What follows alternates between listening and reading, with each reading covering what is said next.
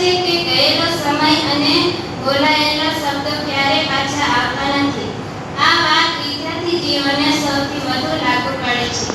વિદ્યાર્થી અવસ્થા એ જીવનનો એવો પાયો છે જેના પર આપણી આખી જિંદગી ઇમારત ચણાય છે.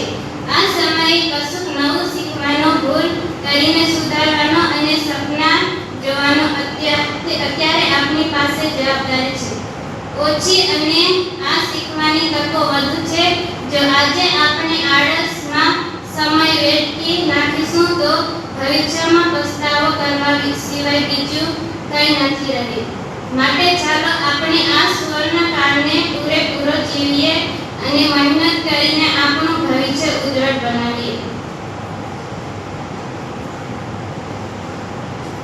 આપણે જાણીએ છીએ કે જીવન એક પ્રવાહી છે, પણ વિદ્યાર્થી અવસ્થા એ એક પ્રવાહીનો સૌથી સુંદર વળગ છે. આ એવો સમય છે જ્યારે આપણને માત્ર પુસ્તકો જ નથી વાંચતા, પણ સ્થિત બનાવી અને સંસ્કાર પણ શીખવે છે.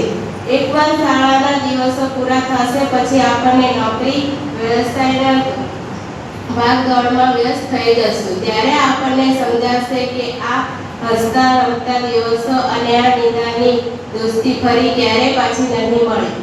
જે વિદ્યાર્થી પોતાનું સમયને મૂલ્ય સમજે છે, સમય તેનું મૂલ્ય આખી જિંદગીને સમજાવે છે. એટલે જ આ સમયને માત્ર પરીક્ષા પાસ કરવા માટે નહીં, પણ એક સારા માણસો બનવા માટે વપરાય. કારણ કે આ એક તક ફરી નહીં મળતી.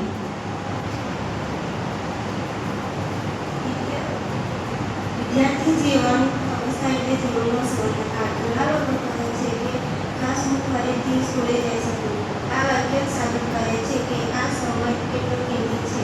આ અવસ્થા આપણું મન માટીના પિંડ જેવું હોય છે. તેનો જેવો કરંટ આપવો હોય એવો આપી શકાય છે. આજે આપણે મહેનત કરીશું તો કાલે દુનિયા આપણને માન આપશે.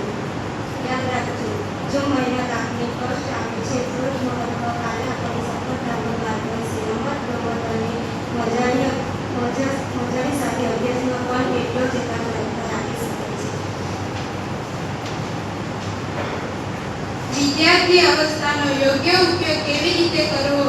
નિયમિત અભ્યાસ કરવો, સમયનું આયોજન, સમયપત્રક બનાવવું, સારા સંસ્કાર અને શિક્ષાને શીખીને અપનાવી અને પાલન કરવું. ઉદાહરણ તરીકે સ્વામી વિવેકાનંદ, એમણે યુવાનીમાં જ જ્ઞાન મેળવ્યું અને દુનિયાને પ્રેરણા આપી. જો વિદ્યાર્થી સમય સાચી રીતે વાપરશો તો જીવન સફળ થશે અને સમયનો સદુપયોગ કરશો તો સફળતા મળશે. સમયનો બગાડ ન નુકસાન. મોબાઈલ અને સોશિયલ મીડિયાનો વધારે ઉપયોગ કરવાથી સમય વધારે બગડે છે. આળસ. કોઈ પણ કામમાં આળસ કરીશું તો કામ થાય નહીં. ધ્યાન ભટકવું. પોતાના ધ્યાન પર કાબુ ન રહે તો ધ્યાન ભટકી જાય છે. ઉદાહરણ તરીકે દિવસભર મોબાઈલનો ઉપયોગ કરવો, તેના કારણે પરીક્ષામાં પરિણામ નબળું જોવા મળે છે.